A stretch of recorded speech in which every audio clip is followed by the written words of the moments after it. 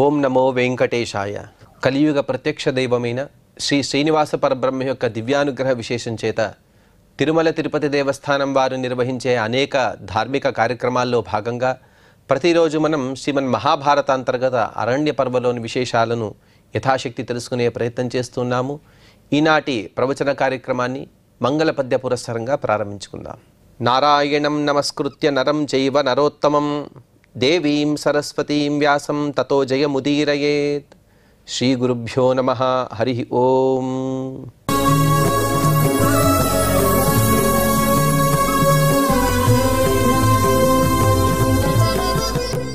కామ్యకవనంలో మార్కండేయ మహర్షి గారు అన్నదానం, జలదానం ఇటువంటి దానాల యొక్క వైశిష్ట్యాన్ని తెలుపుతూ ఉన్నారు.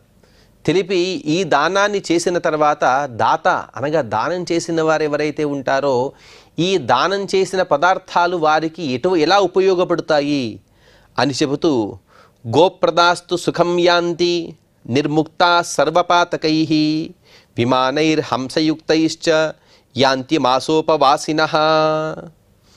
ఇహలోకంలో గోదానం చేసిన వారు మరణించిన తర్వాత 86,000 యోజనాల యమమార్గం ఏదైతే ఉందో అందులో ప్రయాణిస్తూ వారు సర్వపాప విముక్తులై సుఖంగా వెళతారు.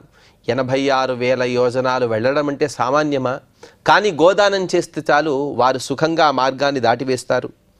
అలాగే ఉపవాస వ్రతం అనేది ఉంటుంది. అనగా ప్రాయశః ధారణ, పారణ అనే వ్రతాలు కూడా ఉంటాయి. చాతుర్మాస్యాది కాలాల్లో చెబుతారు. చాతుర్మాస్యం కానీ లేకపోతే అధిక మాసం కానీ అటువంటి సందర్భంలో ధారణ, పారణ వ్రతం అనగా ఒకరోజు ఉపవాసం ఉండడం, మరుసటి రోజు తను భోజనం చేయడం, ఈ విధంగా ధారణ, పారణ, దీనే మాసవ్రతాలు అంటారు. ఈ విధమైనటువంటి మాసవ్రతాలు ఎవరైతే ఆచరిస్తారో వారు హంసయుక్తమైనటువంటి విమానాల్లో ఆ 86,000 యోజనాలను సుఖంగా ప్రయాణం కొనసాగిస్తారు.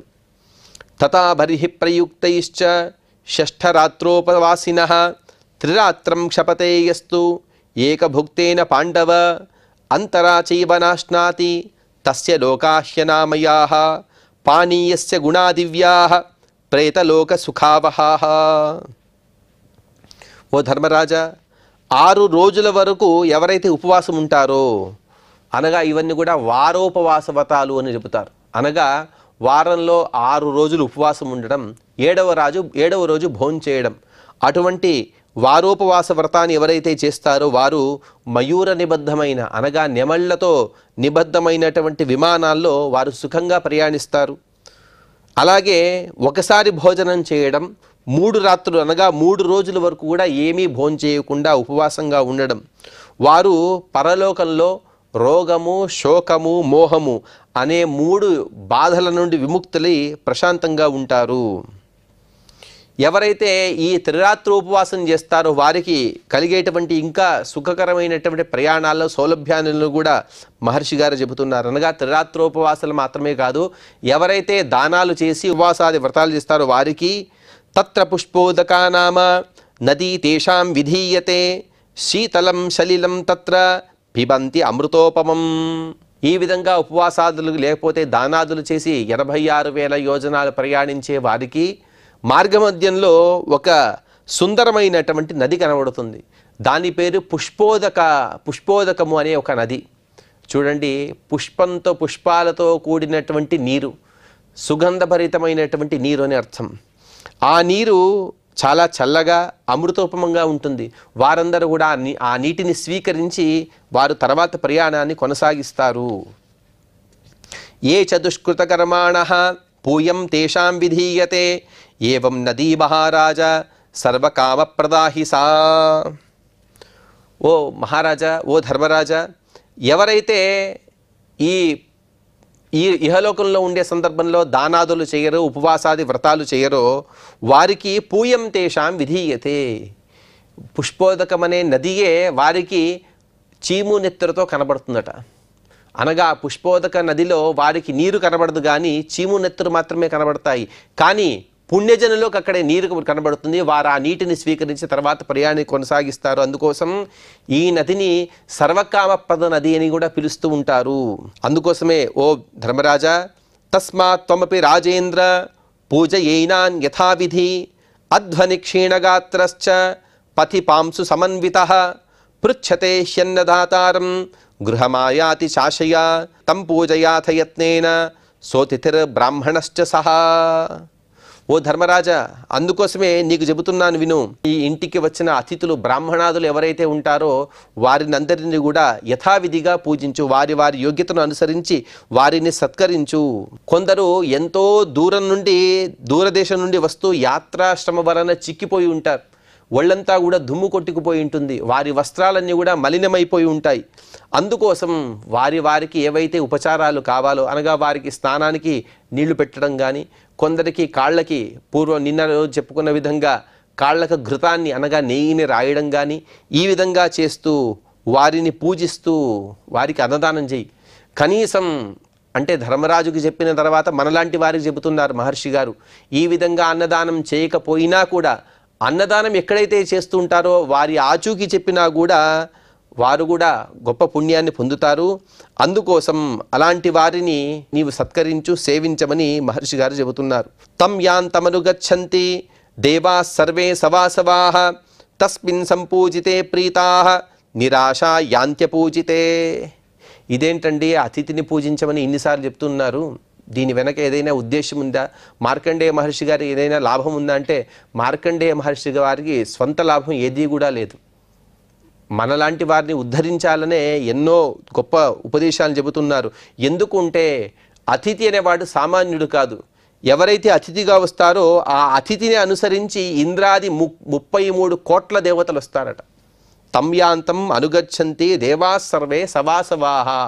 వాసవాహ అంటే ఇంద్రుడు సమేతమైనటువంటి 33 కోట్ల మంది దేవతలందరూ కూడా వస్తారు. ఆ అతిథిని పూజిస్తే చాలు వారు కూడా సంప్రీతులవుతారు, ఇంద్రాది దేవతలు కూడా తృప్తిని పొందుతారు. అందుకోసం వారిని పూజించు. అకస్మాత్తుగా అతిథిని పూజించకపోతే వారు తృప్తిని చెందరు, వారు కూడా దుఃఖపడతారు. కాబట్టి అతిథి పూజన మాత్రం వదలవద్దు. అందుకోసమేనయ్యా అతిథి దేవో భవ అని చెబుతూ ఉన్నది. తస్మాత్ త్వమపి రాజేంద్ర పూజయైనం యథావిధి ఏ తత్తే శతశ ప్రోక్తం కిం భూయ శ్రోతుమిచ్చసి. మహర్షి గారికి చెప్పి కాస్త విసుగొచ్చిందే ఏమో, అందుకోసం చాలా నిష్కృష్టంగా చెబుతున్నారు మహర్షి గారు. ఓ ధర్మరాజా, అందుకోసమేనయ్యా నీకు పదే చెబుతున్నాను. ఎన్నిసార్లు? శతశః, కొన్ని వందల సార్లు చెప్పాను. అంటే నేను మాత్రమే కాదు, వేదాలు చెబుతున్నాయి, పురాణాలు చెబుతున్నాయి, స్మృతులు చెబుతున్నాయి, అందరూ చెబుతూనే ఉన్నారు అతిథి పూజించమని. అందుకోసం అతిథి పూజను మాత్రం నీవు వదలవద్దు. ఇంకా ఏదైనా విషయాలు కావాలా, వినదలుచుకున్నావో చెప్పమని మహర్షి గారు అడిగితే అందుకు యుధిష్ఠిరుడు ప్రశ్నిస్తూ, యుధిష్ఠిరు ఉవాచ పునరహం శ్రోతుం కథాం ధర్మ సమాశ్రయాం పుణ్యామిచ్ఛామి ధర్మజ్ఞ కథ్యమానాం త్వయా విభో. ఓ మునీశ్వర, మీరందరూ కూడా ఎన్నో పుణ్యకరమైనటువంటి ధర్మ విషయాలను చెబుతున్నారు. నాకు అటువంటి విషయాలనే వినాలనే ఆసక్తి ఉంది, కాబట్టి వాటినే బోధించమని తను ప్రార్థించాడు. అందుకు మార్కండేయ మహర్షి గారు, మార్కండేయ ఉవాచ ధర్మాంతరం ప్రతికథాం కథ్యమానాం మయా నృప సర్వపాపహరం నిత్యం శృణుష్వావహితో మమ. ఓ ధర్మరాజా, ధర్మాలకు సంబంధించిన కొన్ని విషయాలను చెబుతాను. అవన్నీ కూడా నిరంతరం వాటిని స్మరిస్తే చాలు సర్వపాపాలను కూడా ప్రక్షాళన చేస్తాయి. అందుకోసం వాటిని శ్రద్ధగా విను. కపిలాయాం తు దత్తాయాం యత్ఫలం జ్యేష్ఠ పుష్కరే తత్ఫలం భరతశ్రేష్ఠ విప్రాణాం పాదధావనే. ఇంతవరకు కూడా కపిలధేను, ఆ ధేను, ఈ ధేను ఇటువంటి గోవులను దానం చేయమని చెప్పారు. ఆ ధేనువు యొక్క దానం చేసే సామర్థ్యం లేదు మాకు అని కొందరు అనుకుంటూ ఉంటారు. వారి కోసం సులభమైనటువంటి మార్గాన్ని చెబుతున్నారు మహర్షి గారు. ఎవరైతే జ్యేష్ఠ పుష్కరము అనగా ఇప్పుడు పుష్కర్ అనే రాజస్థాన ప్రాంతంలో ఏదైతే తీర్థరాజం ఉన్నదో ఆ తీర్థ ప్రాంతంలో విప్రాణం పాదధావనే, బ్రాహ్మణుల యొక్క పాద ప్రక్షాళన చేస్తారో వారికి కపిల గోవును దానం చేసినటువంటి ఫలితం వస్తుంది. ద్విజ పాదోక క్లిన్నా యావత్ తిష్టతి మేధిని తావత్ పుష్కరపర్ణేన పిబంతి పితరోజలం. ఆ విప్రపాద వినిర్ముక్తమైనటువంటి జలం ఎంత పవిత్రమైనదో తెలుసా? అందుకోసమే చెబుతారు పురంతు మాం బ్రాహ్మణ పాదపంసవః అని. ఆ బ్రాహ్మణుల కడిగి నీరు ఎంతవరకైతే భూమిపై నిలిచి ఉంటుందో ఆ తడిసి ఉన్న నీటిని మొత్తాన్ని కూడా పితృదేవతలు తామరాకుతో వాటిని పానం చేస్తారట. అంత పవిత్రమైనటువంటి నీరు అది. అందుకోసమే జ్ఞానుల యొక్క పాదసేవ చేయమని మహర్షి గారు చెబుతున్నారు. జ్ఞానులను స్వాగతం చేస్తే లేకపోతే వారిని సత్కరిస్తే ఏమవుతుందో తెలుసా? స్వాగతే నాగ్నయస్తృప్తాః ఆసనేన శతక్రతుః పితరః పాదశౌచేన అన్నాద్యేన ప్రజాపతిః. అతిథిగా వచ్చిన వారికి స్వాగతం చెప్పడం వలన హవ్యవాహనుడు అనగా అగ్నిదేవుడు తృప్తిని చెందుతాడు. అతిథికి ఆసనం సమర్పించడం వలన ఇంద్రుడు, పాదప్రక్షాళన చేయడం వలన పితృదేవతలు, అన్నం పెట్టడం వలన వారికి భోజనాన్ని వడ్డించడం వలన ప్రజాపతి వీరు తృప్తిని పొందుతారు. తృప్తిని పొంది మనకు అనగా ఎవరైతే స్వాగతాదులు చేసిన యజమాని ఎవరైతే ఉంటారో వారిని ఆశీర్వదిస్తారు. యావద్ వత్సస్య వైపాదో శిరశ్చైవ ప్రదృశ్యతే తస్మిన్ కాలే ప్రదాతవ్య ప్రయత్నేనాంతరాత్మన. గోవు యొక్క దానం ఎలా చేయాలో తెలుసా? ఎప్పుడైతే గోవు ప్రసవిస్తూ ఉందో ఆ సందర్భంలో చేయాలి. అది కూడా తల మరియు కాళ్ళు రెండు బయటికి వచ్చాయి, మిగతా శరీర భాగం బయటికి రాలేదు. అప్పుడు దూరం నుండే ఎప్పుడో మనం అప్పుడు ఆ గోవుని కూడా హింసిస్తూ దగ్గరికి వెళ్ళి దాన్ని నిమిరి దాన్ని భయపెట్టి అలా చేయకూడదు. దూరం నుండే ఆ గోవుని ఎవరికైనా దానం ఇస్తే ఆ గోవు యొక్క దానం యొక్క ఫలితాన్ని నేను వర్ణించలేను. అనంతమైనటువంటి పుణ్యం లభిస్తుంది. అంతరిక్షగతో వత్సో యావద్ యోన్యాం ప్రదృశ్యతే తావద్ గో పృథ్వీ జ్ఞేయ యావత్ గర్భం సముంచతి. ఓ ధర్మరాజా, తల్లి నుండి వేరుపడి ఇంకా గోవు వత్సం అనేది బయటికి రాలేదు. ఇంకా ఆ దూడ ఇంకా అలా ఆకాశ మార్గంలోనో లేకపోతే తల బయటికి వచ్చి కాళ్ళు బయటికి వచ్చి ఆ సందర్భంలోనూ ఉంది. అటువంటి సందర్భంలో గోవు యొక్క దానం చేస్తే సమస్త ప్రపంచాన్ని కూడా దానం చేసినటువంటి పుణ్యం దక్కుతుంది. యావంతి తస్య రోమాణి వత్సస్య చ యుధిష్ఠిర తావత్ యుగ సహస్రాణి స్వర్గలోకే మహీయతే. ఒక గోదానం చేయడం వలన ఎంత పుణ్యమో తెలుసా? గోవును కూడా సవత్సంగా దానం చేయాలి. ఆ గోవుకు అలాగే దాని వత్సానికి అనగా దూడకు రెండిటికి కలిపి ఎన్నైతే రోమాలుంటాయో కేశాలుంటాయో అన్ని వేల యుగాల వరకు కూడా అతను విష్ణులోకంలో వాసాన్ని పొందుతాడు. అనగా కొన్ని కోట్ల యుగాల వరకు కూడా మనం విష్ణులోకంలో స్వర్గలోకంలో నివాసాన్ని ఏర్పరచుకోవచ్చు. కాబట్టి ఆ విధంగా గోవు యొక్క దానాన్ని చేయాలి. సువర్ణనాసాం యకృత్వా సఖురాం కృష్ణధేనుకాం తిలైః ప్రచ్ఛాదితాం దద్యాత్ సర్వరత్నైరలంకృతాం. ఆ గోదానం చేసే సందర్భంలో గోవు యొక్క ముక్కుకి బంగారు ఆభరణము, వెండి గిట్టలు చేయించాలి. అలాగే రకరకాలైనటువంటి రత్నాలు.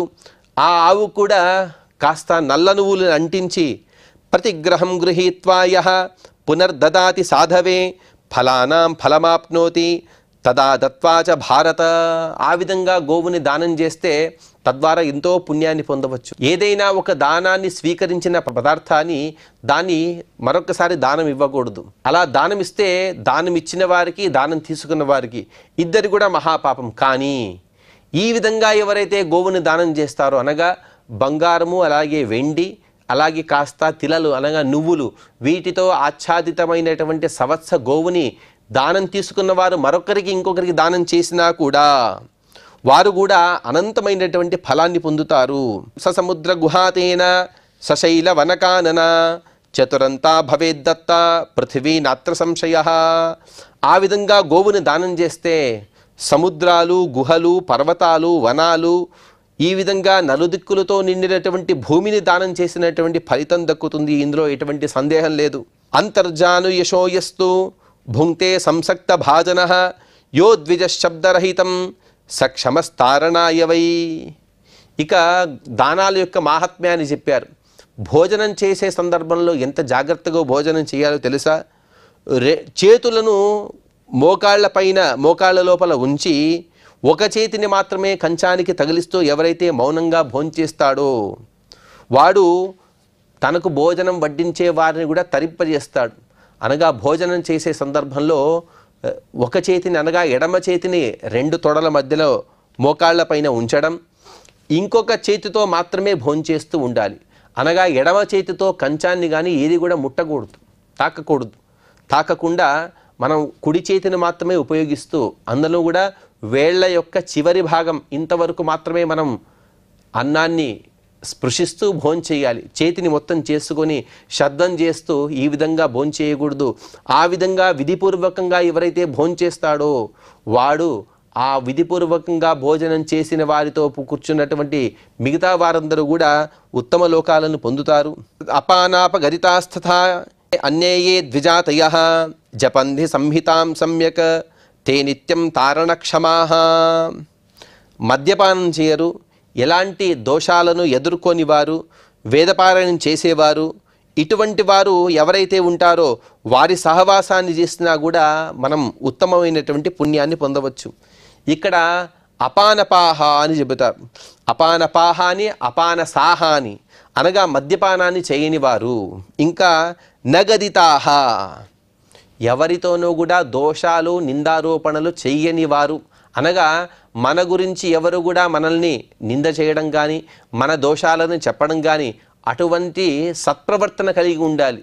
అనగా మనలో దోషాలు ఉండకూడదు, నిందించబడేటువంటి గుణాలు, దుర్గుణాలు కూడా మనలో ఉండకూడదు.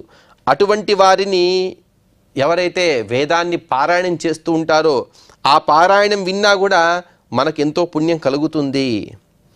అలాగే ఆ విధంగా ఉండేటువంటి సచ్చీలులైన ఎవరైతే విప్రులు ఉంటారో వారికే హవ్యం కవ్యం చ యత్కించిత సర్వం తచ్శ్రోత్రియోర్హతి దత్తం హి శ్రోత్రియే సౌధే జ్వలితేగ్నౌ యథాహుతం.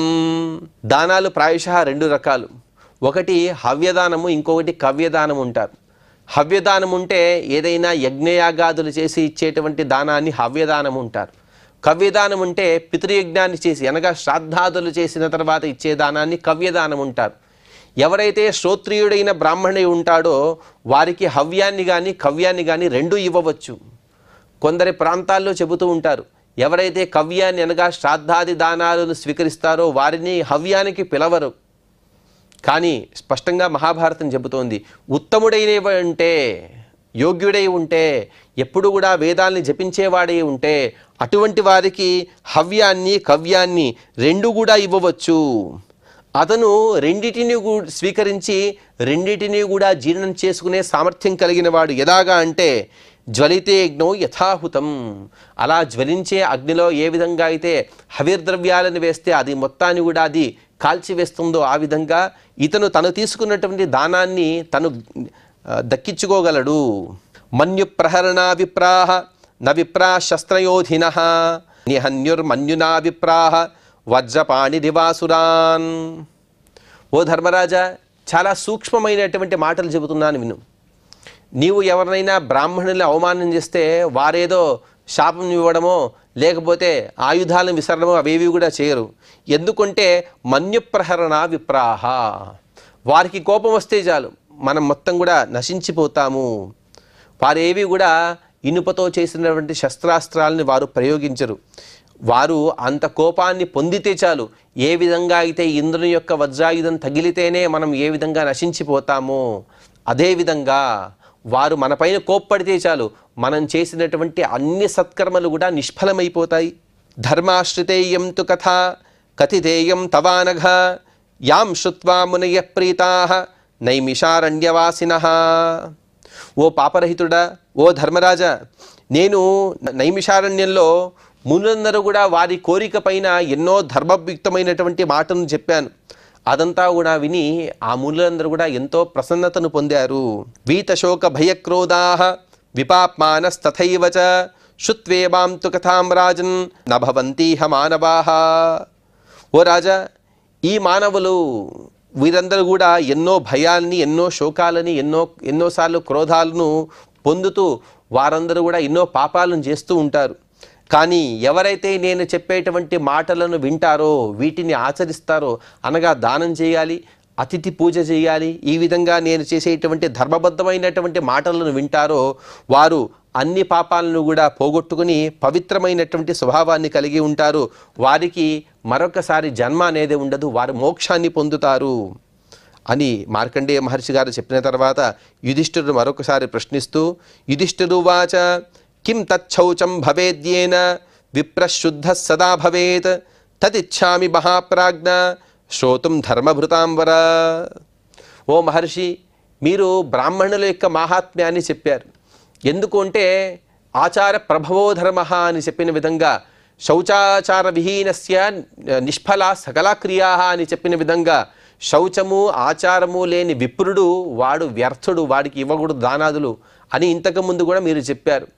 అటువంటి విప్రుల యొక్క మహాత్మ్యం ఏమిటి, అసలు శౌచం అంటే ఏమిటి, కిం తచ్చౌచం భవేత్, శౌచం అంటే ఏమిటి, అది విషయాన్ని నేను వినాలని అనుకుంటున్నాను, ఆ విషయాన్ని చెప్పండి అని అడగగా అందుకు మార్కండేయ మహర్షి గారు చెబుతూ వాక్శౌచం కర్మశౌచం చ యచ్చౌచం జలాత్మకం త్రిభిశౌచే రూపేతో యః సస్వర్గీ నాత్ర సంశయ. ఓ మహారాజా, శౌచం అనేది 3 రకాలు. ఒకటి వాక్శౌచము, కర్మశౌచము, జలాత్మకమైనటువంటి శౌచం. వాక్శౌచం అనగా పవిత్రమైనటువంటి మాటలను మాత్రమే మాట్లాడుతూ ఉండాలి. మన శాస్త్ర ప్రకారంగా ఎప్పుడు కూడా అనవసరమైనటువంటి మాటలు మాట్లాడకూడదు. జల్పాదులు అంటారు, యథాలాపంగా ఎన్నో విషయాలు మాట్లాడుతూ ఉంటాం, వాటిని ఎప్పుడు కూడా మాట్లాడకూడదు. ఎప్పుడు కూడా హరినామస్మరణ చేస్తూ ఉండాలి, మన శాస్త్రం చెబుతోంది. ఆ విధంగా భగవన్నామస్మరణ మాత్రమే కలిగి ఉండడము, దాన్ని వాక్శౌచము అని అంటారు. ఇక కర్మశౌచము అని అంటారు. కర్మశౌచం అంటే వ్యర్థమైనటువంటి కర్మలను మనం ఎప్పుడు కూడా చేయకూడదు. ఎలాగంటే జలతాడనాదైరపి నిషిద్ధత్వాతని శాస్త్రంలో చెబుతారు. అలా నీటిలో మనం ఈత కొట్టడం కూడా నిషిద్ధమే, ఎందుకంటే వ్యర్థం. ఆ నీటిలో ఈత కొట్టడం వలన శారీరకమైనటువంటి క్రియే కానీ దానివల్ల పుణ్యం లేదు కదా, అందుకోసం అది చేయవద్దు అని శాస్త్రం చెబుతోంది. ఈ విధంగా శుద్ధమైనటువంటి కర్మలను మాత్రమే చేస్తూ ఉండాలి. దాన్నే కర్మశౌచము అని పిలుస్తారు. మరి జలశౌచం, జలశౌచము అంటే శారీరకంగా తను శుద్ధంగా ఉండడం. ఈ విధంగా ఈ 3 శౌచాలను కూడా ఎవరైతే పాటిస్తూ ఉంటారో వారే స్వర్గానికి అధికారి, అందులో ఎటువంటి సందేహం లేదు. సాయం ప్రాతశ్చ సంధ్యాం బ్రాహ్మణో అభ్యుపసేవతే ప్రజపన్ పావనీం దేవీం గాయత్రీం వేదమాతరం సతయా పావితో దేవ్యా బ్రాహ్మణో నష్టకిల్బిషః నసీదేత్ ప్రతిగృహ్ణానో మహీమపి ససాగరాం. ఇంతవరకు కూడా బ్రాహ్మణులకి దానం ఇవ్వండి, బ్రాహ్మణులకి దానం ఇవ్వండి అని చెప్పారు. బ్రాహ్మణులకు మాత్రమే ఎందుకు దానం ఇవ్వాలో తెలుసా?